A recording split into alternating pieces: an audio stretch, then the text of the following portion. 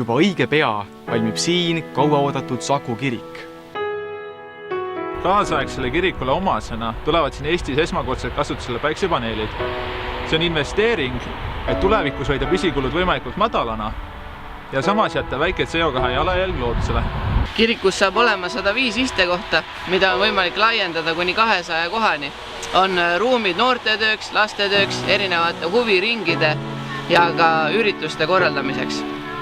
Uus kirik annab head võimalused ristimiste, laulatuste ja matuste läbiviimiseks.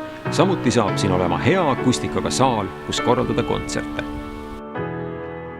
Saku kogudus on vaimulikuks koduks nii noortele kui vanadele. Koos käiakse nii beebilaulus kui lastekirikus, ägedatel noorteõhtutel, tüdrukute klubis ja jalgpallitrennis. Nii eakate mälutreeningutes kui palvegruppides, nii gospelkoori proovides kui ka piiblitundides. Ühise perena kohtutakse pühapäevastel jumalateenistustel. Kirik ei ole koht, kus ainult vanemad inimesed kokku saavad, vaid ka mõnus ja sõbralik koht noortele. Saku koguduse sihiks on olla lähedal Jumalale ja lähedal inimestele.